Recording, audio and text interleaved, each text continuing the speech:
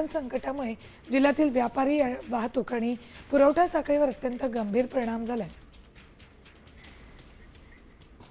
सिर्फ हमारा नहीं, हमारे साथ साथ में जलगांव के व्यापारियों का भी नुकसान है, क्योंकि माल की आवाजाही अगर बंद हो जाएगी तो हर चीज़ का नुकसान बढ़ेगा इसके अंदर में। आज जो गाड़ियां यहाँ पे खड़ी हुई है, हम लोग अगर पेट्रोल पंप पर जाते हैं तो डीजल के लिए हमारे से एक कार वाला भी लड़ता है, वो बोलता है हम लोगों को सिर्फ 50 लीटर चाहिए, आपको ज़्यादा चाहिए आपको नहीं मिलेगा। अगर ट्रक को डीजल नहीं मिलेगा तो वो जो आने जाने वाला जो सामान है वो कैसे पहुँचाएगा।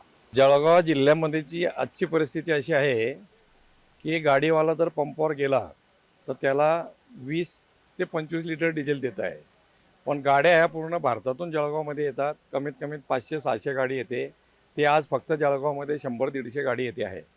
आणि गाड्यावाल्यांना जर डिझेल भेटलं नाही तर तो पूर्ण त्याच्या जागेपर्यंत पोहोचू शकत नाही, एका ठिकाणाहून दुसऱ्या ठिकाणी पोहोचू शकत नाही। वर जर त्याला जर डिझेल कमी असलं तर त्या रस्त्यात जर त्याची गाडी उभी राहिली तर त्याला चोरी मारी व्हायची भीती आहे। अशा प्रकारे मोठ्या प्रमाणात गाडीवाल्यावरती परिणाम झालेला आहे आणि जो व्यवसाय आहे त्याच्यामुळे तो थांबलेला आहे।